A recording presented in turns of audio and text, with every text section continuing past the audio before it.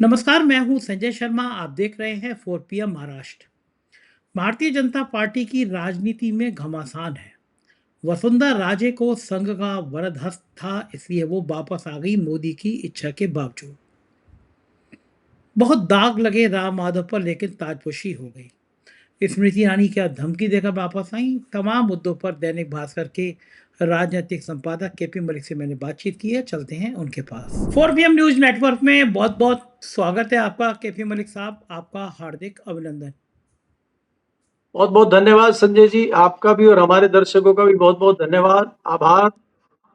Malik jacket साहब। आज आपकी जो है मुंबई अंदाज वाली है, बहुत बढ़िया जी। मलिक साहब, कल ही आप कह रहे थे, आज सुबह शो आपका लगा कि हम लोग चर्चा कर रहे थे मंत्रिमंडल विस्तार की, और मैं कह रहा था कि नवीन बाबू को बेचारे को खाली बिठा दिया गया है, टीम तक नहीं बना पा रहे। मजे की बात देखिए कि आज सुबह 6 बजे ये प्रोग्राम लगा, जिसमें कहा गया कि नितिन बाबू टीम नहीं बना पा रहे हैं, निकाल के अलमारी से उनको अध्यक्ष तो बना दिया गया। और मैं हैरान, उसके कुछ घंटे बाद टीम की घोषणा हो गई। सबसे ज़्यादा मैं चौंका, और मेरा यकीन इस बात में और बढ़ गया कि बीजेपी बड़ी मतलब की दोस्ती करती है। जैसी काम निकलता है, दूध में पड़े ऐसे मक्खी को निकाल के फेंक देते हैं, ऐसी फेंक देते हैं। अमित मालवीय इतना नफरती नेता, जिसने नफरत की पूरी दुकान खोल दी, और मेरे झूठे तथ्य दे दे के उसने सोशल मीडिया आईटी सेल संभाली। लेकिन इस बार कांग्रेस की जो मीडिया सेल थी, सुप्रिया श्रीनेत और उनकी टीम ने धुआं निकाल दिया अमित मालवीय का। और फिर बीजेपी ने तरस नहीं खाया, अमित मालवीय को लात मार के, सॉरी बुरा मत मारिएगा, लात मारना मतलब वैसी वाली डिशुम डिशुम वाली लात नहीं है, लेकिन लात मारना मतलब भगा दिया। अमित मालवीय टीम में नहीं है। सास भी कभी बहू थी का कमबैक हो गया। अमेठी में घमंड तोड़ा था बहुत मैडम का, मैडम बहुत दिन गायब रही, लेकिन फिर दोबारा से कमबैक हो गया। यूपी से 7 पदाधिकारी बनाए गए हैं। बाबा से निपटना है, योगी से निपटना है, तो इतनी भारी भरकम फौज चाहिए ही थी मोदी जी को। लेकिन बड़ा सवाल यह है कि जो नाम है, उसमें एक नाम पे मुझे सबसे ज्यादा मजा आया। स्वर्गीय सत्यपाल मलिक जी ने मुझे कहानी बताई थी कि जब वो गवर्नर थे, तो एक दिन सुबह ही सुबह 6-7 बजे, मुंह भी नहीं धोया था, पेस्ट भी नहीं किया था, राम माधव भागे भागे उनके पास आए। करोड़ों की फाइल की डील थी, और सतपाल मलिक जी ने मुझसे कहा कि उनसे कहा गया इसमें करोड़ों का फायदा हो जाएगा, रिलायंस की डील है। और मलिक साहब तो अपने मलिक साहब थे, उन्होंने भगा दिया और बात का खुलासा और कर दिया। सीबीआई जांच हुई। राम माधव कुछ दिन तक तो हाशिए में रहे। फिर राम माधव का एक विदेश का बयान भी बहुत वायरल हुआ, और राम माधव जो संघ की तरफ से प्रचारक थे, वो करोड़ों की डील करा रहे थे कश्मीर के ठेकों में। कश्मीर के गवर्नर आज भी विवादों के घेरे में हैं। मनोज सिन्हा उन पर एक अलग से शो करेंगे हम। लेकिन उन राम माधव की ताजपोशी हो गई, यानी दागदार चेहरे, यानी हाशिए पर डाले गए चेहरे, और गालीबाज नेता की विदाई। नितिन बाबू की इस टीम पर आपका क्या कहना है मलिक साहब? देखिए संजय जी, जब आपने कल जिक्र किया था, तो हमने तो कल ही कह दिया था कि ये रबर स्टैंप मात्र है। लिस्ट बन चुकी होगी, इनके साइन करा लिए जाएंगे और लिस्ट जारी हो जाएगी। वही हुआ। बात यह है जो आप जिक्र कर रहे हैं कि कई लोगों की एंट्री हुई है, कई लोगों को हटाया गया है। सबसे पहले अमित मालवीय का नाम आपने लिया, तो उन्हीं से बात कर लेते हैं। देखिए, अमित मालवीय जी का जितना नींबू निचोड़ना था निचोड़ चुका, उसमें रस बचा नहीं है। वो घिसी पिटी उनकी वही पुरानी जो है, वो क्या बोलते हैं उसको, जो सोशल मीडिया पे डालते हैं पोस्ट, घिसी पिटी झूठी पोस्ट है, वो कब तक चलेंगी वही घुमा फिरा के। और वो जो व्हाट्सएप यूनिवर्सिटी उन्होंने खोली थी, और एक समय ये था कि वो जबरदस्त व्हाट्सएप यूनिवर्सिटी चली थी और राहुल को पप्पू बना दिया था, उसमें बड़ा श्रेय अमित मालवीय को भी जाता है। लेकिन वो तो पप्पू पापा बन के वापस आ गया, और जंतर मंतर पे जो है अमित मालवीय को धूल चटा दी बच्चों ने। तो जो ये सोच रहे थे वो इनके भी चाचा निकले आगे।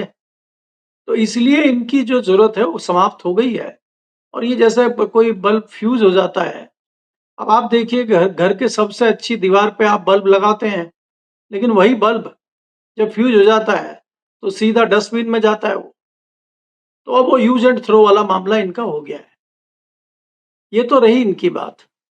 दूसरी बात आपने जिक्र किया स्मृति ईरानी का, वापस आई हैं और उनके वापस आने की कहानी दूसरी है। वो मुंबई से लिंक करती है। वो वो आई नहीं है या उनको लाया नहीं गया है। वो झटके से आई है और उन्होंने कहा है अगर मुझे नहीं लोगे तो मैं फिर देख लूंगी। तो वो इस तरीके से आई है वो। तो उन पे इससे ज्यादा तो धमकी कुछ कहा धमकी नहीं जा सकता। दी स्मृति ईरानी ने, धमकी दी। जी जी जी जी, बिना उसके किसको वो आने किसको दी? बिना वो उसमें डिटेल में मत जाइए संजय जी, फिर आपको तो नोटिस आएगा, हमें भी आ जाएगा। अभी छोड़िए इसको, आगे चर्चा अच्छी करेंगे इस पे भी, उनको जमने दीजिए जरा। दूसरी बात यह है कि राम माधव का जो किरदार है, राम माधव को हम लंबे समय से देख रहे हैं कि वो आरएसएस के प्रवक्ता हुआ करते थे, आरएसएस के प्रचारक हैं, आरएसएस के बहुत पुराने और बहुत प्रमुख नेता हैं वो।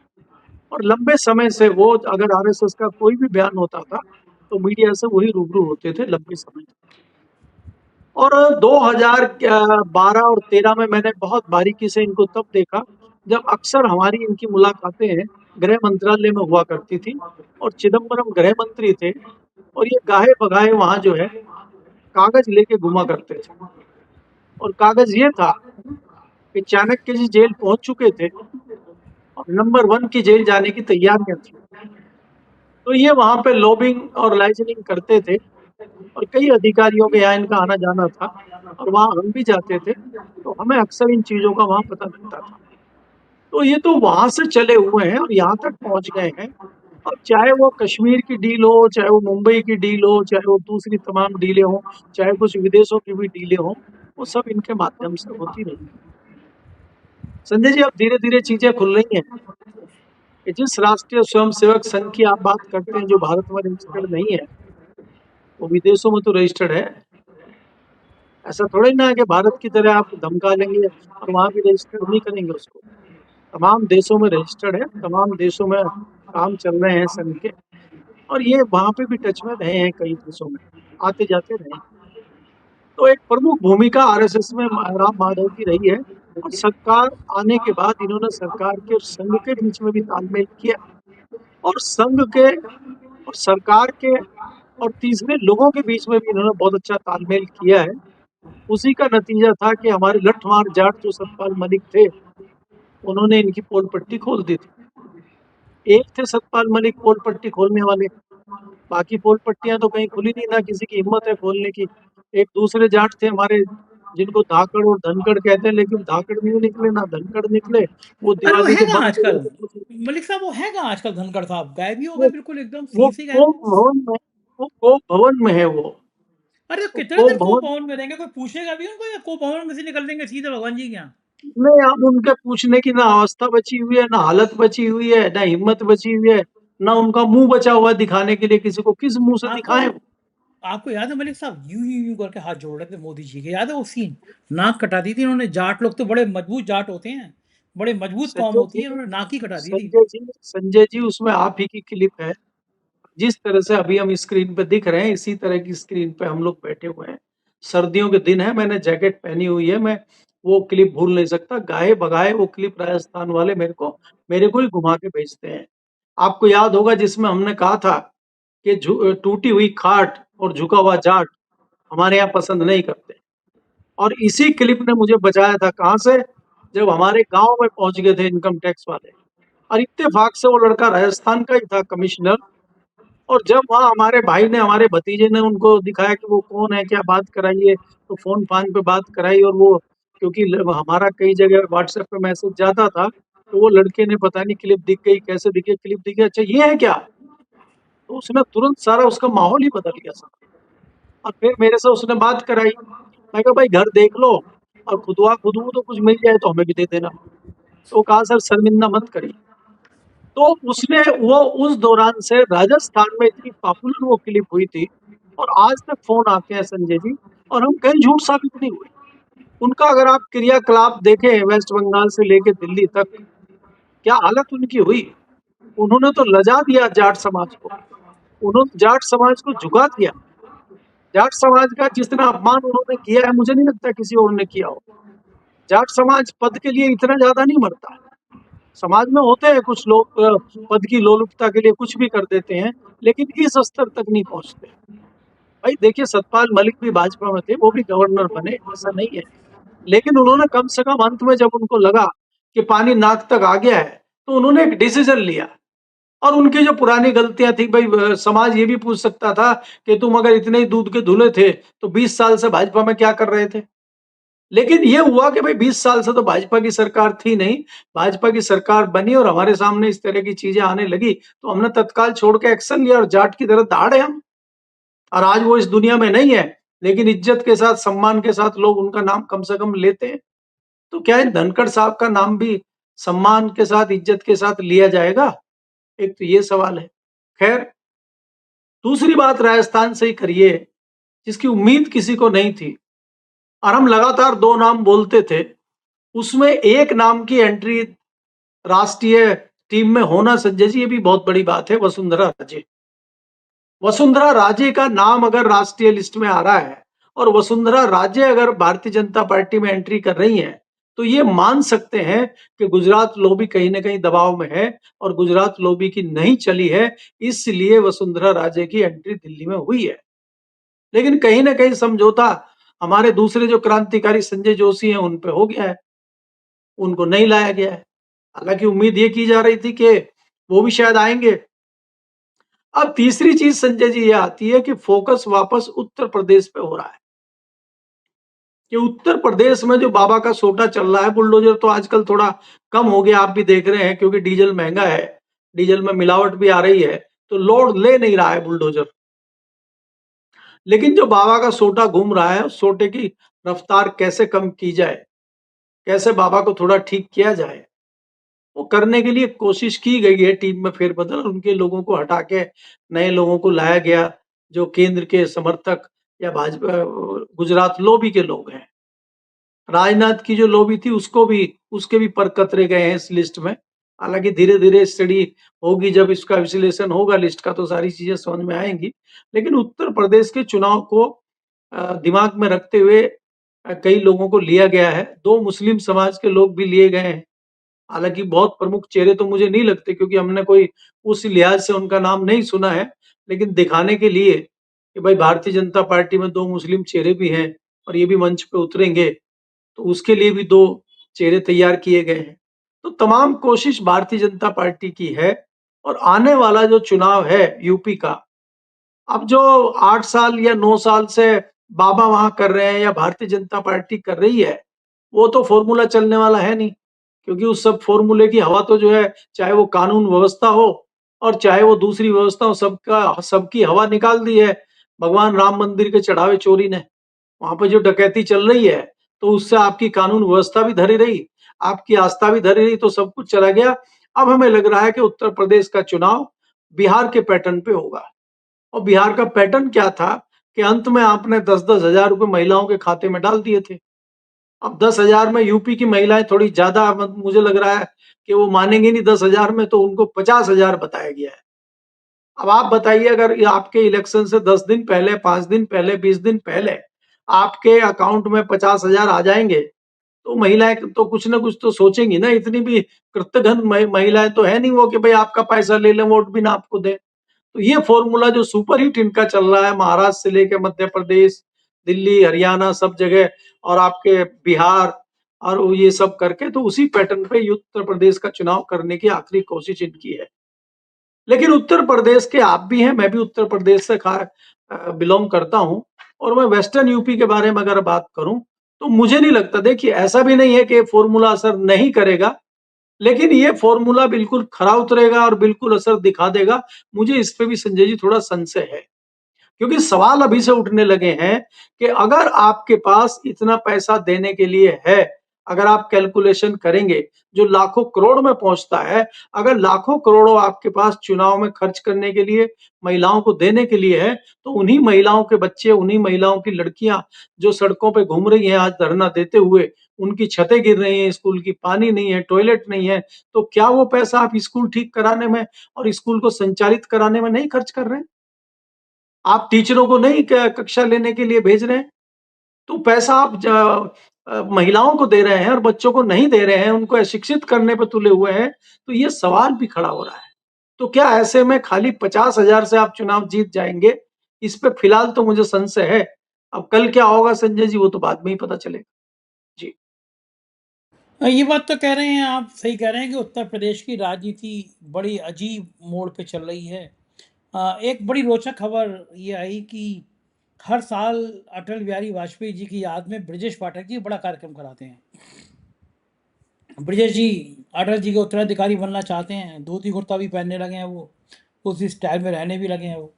उनके प्रिय मित्र थे कुमार विश्वास, वो हर साल फंक्शन में आते थे और कुमार विश्वास अपनी तीखी बातों के लिए जाने ही जाते हैं। पिछले दिनों एक कार्यक्रम में कुमार विश्वास ने ब्रजेश पाठक के लिए कुछ ज़्यादा ही थोड़ा तीखा-तीखा बोल दिया, जो ब्रजेश जी को हजम नहीं हुआ। आज सोशल मीडिया पे बड़ा छाया हुआ है कि ब्रजेश पाठक के कवि सम्मेलन में कुमार विश्वास का नाम नहीं है, अशोक चक्रधर का नाम है। और ब्रजेश पाठक और कुमार विश्वास के बीच की कई कड़ियाँ जुड़ती हैं दिल्ली में। ब्रजेश पाठक की ताजपोशी के पीछे भी कुमार विश्वास, हमारे भाई पत्रकार हेमंत शर्मा, इन सबके बड़े नाम आते रहे, बड़े ताकतवर लोग हैं ये। और हेमंत भाई तो मजबूत आदमी हैं ही, अमित शाह जी के करीबी हैं। महेश शर्मा से लेके बाकी लोग तक, जिसने हेमंत जी के यहाँ दरबार लगा दिया, उसकी बल्ले-बल्ले हो जाती है। योगी जी भले ही हेमंत शर्मा को पसंद ना करते हों, लेकिन संघ में भी हेमंत शर्मा की बहुत ज़्यादा चलती है। और ब्रजेश जी को तो ताजपोशी कराने में हेमंत शर्मा का बड़ा भारी योगदान भी है। लेकिन आज सोशल मीडिया पे बड़ी चर्चा चल रही है कि साहब कुमार विश्वास के साथ ऐसा क्या हो गया? आपने सुनी ये बात? क्या मामला क्या है? आपको पता है कुछ? नहीं, नहीं संजय जी, ज़रूर सुनी है मैंने बात, और ये बात उसी से जोड़ के और उसी तरी से है जो हमने अभी थोड़ी देर पहले आपको कहा, और कल हमारी चर्चा भी हुई थी आपकी बाबा रामदेव वाले मामले पे। बाबा रामदेव की टीम में कुमार विश्वास भी रहे हैं एक समय में, आप याद रखिए। और पलटी मारने वालों में भी ये सबसे आगे रहे हैं, ये भी आपको याद है। तो इसलिए क्या है कि कुमार विश्वास को ज्ञान हो चला है कि मामला बनेगा नहीं। और मैं इस बात में थोड़ा-सा मुझे लग रहा है कि ऐसा नहीं है कि ब्रजेश पाठक ने कुमार विश्वास को नहीं बुलाया। कुमार विश्वास की हिम्मत नहीं हो रही है जाने की।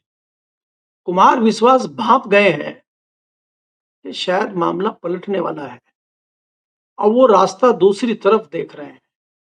आप याद करिए कि लखनऊ के आमंत्रण को ठुकरा के वो मध्य प्रदेश के एक आमंत्रण में, कवि सम्मेलन में पहुंचे हैं, और उन्होंने जिस प्रकार से भारतीय जनता पार्टी पर टिप्पणी की है, वो जताता है कि उनको कहीं न कहीं आभास हो चला है।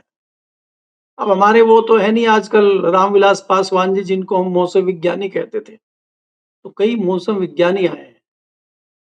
कुमार विश्वास जी का जो है, वो लगता है कि भारतीय जनता पार्टी से विश्वास उठ चुका है। तो इनका विश्वास अब कायम नहीं है भारतीय जनता पार्टी पे, इसलिए ये पाला बदलने के चक्कर में है, मुझे ऐसा लगता है।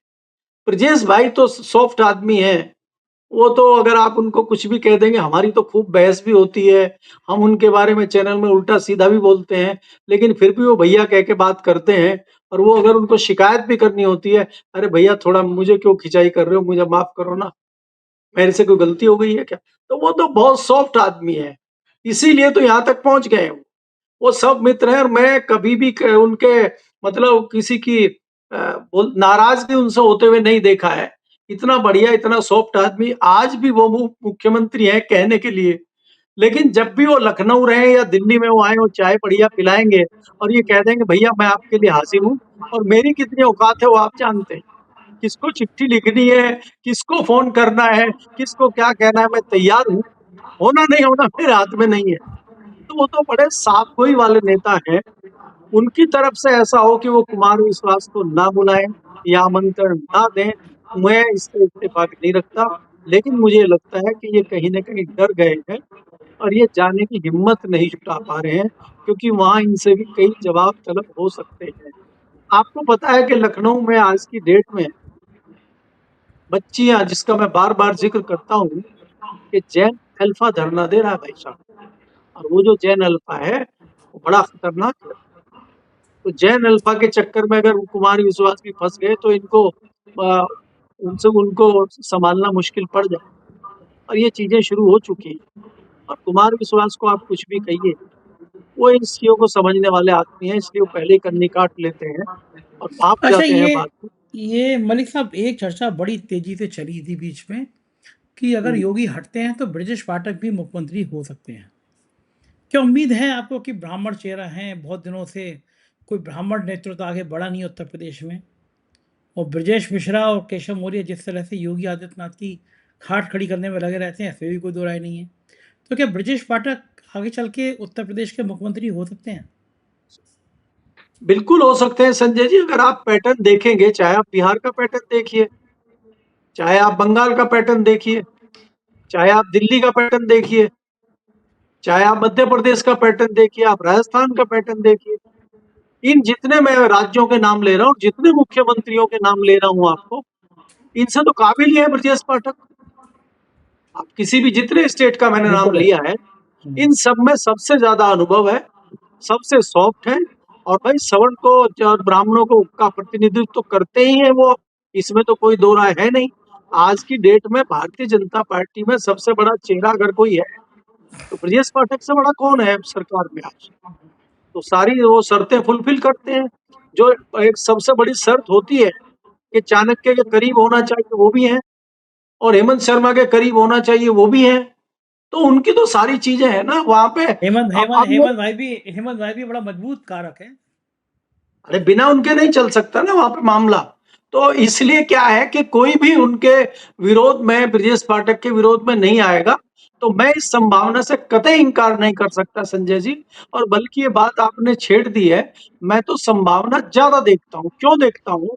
मैं बार बार आपको बिहार पैटर्न की बात कर रहा हूँ, और मैं ये कह रहा हूँ, और जो हम सुनते हैं लोगों से, और हम भी विश्लेषण करते हैं कि बाबा को अगर आप उत्तर प्रदेश की राजनीति से बाहर करते हैं विधानसभा के चुनाव से पहले, तो भारतीय जनता पार्टी को बड़ा नुकसान होगा। चुनाव तो आपको बाबा के नेतृत्व में ही लड़ना पड़ेगा। तो बाबा का प्रयोग ये नीतीश कुमार के स्टाइल में करना चाहते हैं कि बाबा के चेहरे पर चुनाव लड़ा जाए, और बाद में जो है बाबा को हटा के दिल्ली ला के या मठ पे भेज के या दूसरा को शाम दाम दंड भेद करके और किसी अपने खास व्यक्ति को कुर्सी पे बिठाया जाए। तो उस कुर्सी पे बैठने वाले जो व्यक्ति हैं, उसमें सबसे उपयुक्त व्यक्ति अगर कोई है तो वो तो ब्रजेश पाठक है आज की डेट में। हालांकि भारतीय जनता पार्टी में पता तो लगता नहीं है कि पर्ची कोई नई निकल आए। जी। बात एक वो हुआ करते थे मिस्टर सहाय, जमीनों के बड़े कारोबार में थे, और कहा जाता है कि वो हेमंत भाई के भी एक टाइम में करीब तक, तो पता नहीं, शायद शायद अलग अलग हो गए हैं, मुझे पता नहीं। तो वो जमीनों के धंधे में थे, और वो साय साहब एक संगठन मंत्री का नाम ले दिया करते थे। ये कड़ी अभी भी जुड़ी हुई है, ये कड़ी टूट गई है? क्योंकि ये बड़ी ताकतवर कड़ी थी, ब्यूरोक्रेसी में, पॉलिटिकल सिस्टम में, पैसे में, ठेके पट्टे में, ईडी में, इनकम टैक्स में। ये कड़ी अभी चल रही है, ये कड़ी टूट गई है केपी मलिक साहब? संजय जी देखिए, ऐसा है कि ये जो चर्चा को आप दूसरी तरफ ले गए हैं, उसमें तमाम नाम हैं। उसमें संजय शेरपुरिया का भी नाम आता है, उसमें बहुत सारे ऐसे लोगों का नाम आता है। तो मैं ये चाहता हूँ कि हम ये जो है बहस को इधर से हटा के उधर राजनीतिक बहस करें, और नितिन नवीन जी और योगी बाबा पे के सोटे पे जिक्र करें, अमित शाह जी पे इस बात चर्चा पे करें। एक बड़ा बड़ा ये मुझे हेमंत दूसरी शर्मा जी दूसरी का बात करें। हेमंत शर्मा जी का जो नेटवर्क है उत्तर प्रदेश में, हाँ उस पर हाँ, हम बढ़िया ज्यादा आदमी है। चर्चा ना करें, क्योंकि दी पता चले वो उपाध्याय जी को छोड़ के हमारी तरफ भी तोप का मुंह घुमा दे फिर। अभिषेक उपाध्याय को छोड़ के, अभिषेक हाँ, उपाध्याय भी फिर हम और गजब आप उसके टारगेट पे अभिषेक उपाध्याय भी गजब का आदमी है भाई। उसने नंद की तरह चोटी बांधी और सरकार की लंका लगा दी, और ऐसी बिल्कुल। वैसी लंका लगाई। अभिषेक ने ऐसी वैसी लंका लगाई, पूरी लंका लगा दी। और मुझे तो वो नहीं केशव संजय मौर्य जी, का इसमें याद आ रहा है। इसमें नहीं, इसमें केशव आज मौर्य कोई को कुछ भी कहे, देखिए मंदिर में चढ़ावा चोरी का, मंदिर में डकैती का, अगर कोई आगे लाने वाला कोई है, और उस पर इसको आप ये मानेंगे कि भाई इस घोटाले का खोलने वाला पत्रकार से जो वो विशेष प्रमुख रूप से अभिषेक जिसका नाम लिया जाएगा, वो अभिषेक उपाध्याय का आएगा। कई बिल्कुल लोग सही हो है। सकते हैं, और अब हालाँकि मैं तो उनको भी हिम्मत ही मानता हूँ कि अयोध्या में रह के वो 2 प्रिंट के पत्रकारों ने हिम्मत करी है, सारी चीज़ करी है, लेकिन उन्होंने ठीक एक है। सीमित दायरे में करी है। वो हाँ, नहीं पुराने अभिषेक ने सिस्टम बढ़िया वाले लोग थे। बोला। लेकिन जिस अभिषेक ने तरह बढ़िया से बोला। अभिषेक ने हिम्मत करके सारी चीज़ें की हैं, भाई वास्तव में वो बधाई के पात्र हैं और ऐसे समय में एक पत्रकार का यहाँ तक जाना सैल्यूट है उपाध्याय को। बिल्कुल ठीक, जी। बिल्कुल ठीक। अब मैं आखिर में एक सवाल पूछता हूँ कि वही मेरा फेवरेट डायलॉग कि जब वक्त बुरा होता है तो ऊँट पर बैठे आदमी को कुत्ता काट लेता है। तो मेरा प्रिय डायलॉग है मलिक साहब, और वही हुआ। प्रधानमंत्री जी ने दिमागी नक्सलवाद क्या किया, पार्टी बन गई। ट्विटर पे दिमागी लाखों लाखों लोग कॉकरोच पार्टी की तरह सब्सक्राइबर होते चले जा रहे हैं। अब दिमागी नक्सल के नाम पर एक बड़ी भैंस छिड़ गई है, लोग उसके भी मेंबर हो रहे हैं। क्या प्रधानमंत्री को ये नौजवान इतना मजबूर कर देंगे, प्रधानमंत्री के मुंह से आवाज ही ना निकले? क्या चाहते हैं ये लोग? बेचारे प्रधानमंत्री जो बोल रहे हैं उसकी ऐसी तैसी कर दे रहे हैं ये लोग। दिमागी नक्सल, मैं नक्सल ही हूँ क्या नारा चल गया और भयंकर तरीके से ब्रांडिंग होने लगी। क्या सीन है इसका? संजय जी देखिए ये शुरू वहाँ से हुआ कि जब आपने देखा कि चीफ जस्टिस ऑफ इंडिया ने बड़े हल्के अंदाज से ये कहा कि भई ये सब कॉकरोच हैं और वो बड़ा चुभा लोगों को, बड़ा खराब लगा हम जैसे लोगों को भी। लेकिन हम लोगों ने डिस्कशन में कह दिया, चर्चा में कह दिया, इससे ज़्यादा हम क्या करें? लेकिन युवाओं ने मौका आने पे जिस प्रकार से उसको हथियार बना के प्रयोग किया है, उसी हथियार में सब लोग फँस गए। आप ये मत मानिए कि चीफ जस्टिस बच चुके हैं अभी। चीफ जस्टिस घिरे हुए हैं इसमें। और ये जो हैदराबाद वाला मामला हुआ था, ये जो मामला इतना बड़ा हैदराबाद वाला हुआ है, चीफ जस्टिस इसमें आगे आ गए और उन्होंने उनको कहा मनन मिश्रा को कि आप कौन होते हैं? अगर ये थोड़ा भी मामला बढ़ जाता, तो ये आँच जो इसकी थी, ये आँच चीफ जस्टिस तक भी पहुँचती। हालाँकि मनन मिश्रा का अभी भी निपटना इसमें तय है, मैं ये बता दूँ। दूसरी बात ये है कि प्रधानमंत्री मोदी जो जुमले करते रहे हैं, आप बताइए किसानों को आप आंदोलनजीवी कह रहे हैं, ये क्या अच्छा वर्ड है? आंदोलन का अधिकार तो हमारे लोकतंत्र में है, हमारे कानून में है, हमारे संविधान में है कि हम अपनी आज़ादी से बात कह सकते हैं, आंदोलन कर सकते हैं। और हम तो ये मानते हैं कि हमने आंदोलन करके ही अंग्रेजों को यहाँ से भगाया है और आप हमें आंदोलनजीवी बता रहे हैं अगर कोई आवाज़ उठाते हैं। और ये आंदोलनजीवी 2014 के बाद ही बने हैं लोग। जब आपकी पार्टी आंदोलन कहीं करती थी, धरना प्रदर्शन करती थी, तो वो कौन से जीवी होते थे? वो परजीवी होते थे। तो प्रधानमंत्री जिस प्रकार से बोल रहे हैं, अब इन्होंने जो ये नया नक्सल लाए हैं, ये लोगों ने संजय जी चीज़ें अंदर से निकालना शुरू कर दिया है। अभी मैं एक रिपोर्ट देख रहा था, एक व्यक्ति ने रिपोर्ट निकाली और उसने 2012, 2009 से 2008 से लेके आज तक की रिपोर्टें निकाली हैं कि भारतीय जनता पार्टी के कई प्रतिनिधिमंडल कोश्यारी के नेतृत्व में, राजनाथ जी के नेतृत्व में चाइना जाते रहे हैं। जो वहाँ पे वर्तमान सरकार है, उससे ट्रेनिंग लेने के लिए कि भारत में भारतीय जनता पार्टी को किस प्रकार से शासन चलाना चाहिए या किस प्रकार से राजनीति करना चाहिए। और वहाँ पे जो वर्तमान सरकार है, जिस पार्टी की सरकार है, उस पार्टी के संविधान में लिखा हुआ है कि हम माओवाद को भी मानते हैं और हम जो है दूसरे जितने वाद हैं सबको मानते हैं। तो ये कह के तो प्रधानमंत्री मोदी जी खुद ही कह रहे हैं, इसका मतलब वो खुद माओवादी हैं। नक्सलवाद आपने पहले अर्बन नक्सलवाद का नारा दिया था, जुमला छोड़ा था, उस जुमले पे सवाल पूछा गया था संसद में। अमित शाह से सवाल पूछा गया था। इन्होंने कहा था इसकी कोई परिभाषा नहीं है, अर्बन नक्सल कुछ नहीं होता है। कोर्ट में भी ये सवाल पूछा गया और सरकार ने कहा कि नहीं कुछ नहीं है और आप फिर नया लेके आ गए हैं। तो ये अब प्रधानमंत्री जी लाल किले की प्राचीर से खड़े होके अगर इस तरह की राजनीति कर रहे हैं और छोटे लेवल पे उतर आए हैं, तो ये प्रधानमंत्री की मानसिकता को दर्शाता है और ये दर्शाता है कि प्रधानमंत्री जी कहीं न कहीं अंदर से बहुत ज़्यादा हिले हुए हैं। इसलिए वो राष्ट्रीय मुद्दों को छोड़ के वहाँ पे इतने छोटे और आपसी सियासी मुद्दों पे डिस्कशन कर रहे हैं। ये तो आप किसी रैली के अपने भाषण में कह सकते थे। ये तो आपके किसी मीटिंग में आप कह सकते थे। ये तो आप कोई संबोधन दे सकते थे। आजकल तो आपके पास ट्विटर और दुनिया भर के हैं, आजकल तो आप वीडियो बना के खुद ही डाल देते हैं। लाल किले पे खड़े होके आप कह रहे हैं, जहाँ पे आपको अपनी रणनीति बतानी होती है, विदेश नीति बतानी होती है, विदेशों को अपनी बात पहुँचानी होती है, वो तो उसका प्लेटफ़ॉर्म है। आपने उसको राजनैतिक मंच बना दिया। तो ये बड़े दुर्भाग्यपूर्ण बात है और इससे प्रधानमंत्री को लगता है कि प्रधानमंत्री का ऑरा धीरे-धीरे समाप्त होता जा रहा है और कहीं न कहीं प्रधानमंत्री जी हिले हुए हैं। हालाँकि कई लोगों ने तो और भी खराब टिप्पणी की है। मैं प्रधानमंत्री पद की गरिमा को ध्यान में रखते हुए उस तरह की टिप्पणी तो नहीं करूँगा, लेकिन प्रधानमंत्री पर सवाल खड़े होने शुरू हो गए। जी। बिल्कुल ठीक कह रहे हैं, हालात यही बनते जा रहे हैं। बहुत-बहुत शुक्रिया मलिक साहब, आपने मुझे समय दिया, बातचीत की। ये थे केपी मलिक जी, पूरी बातचीत आपने सुनी।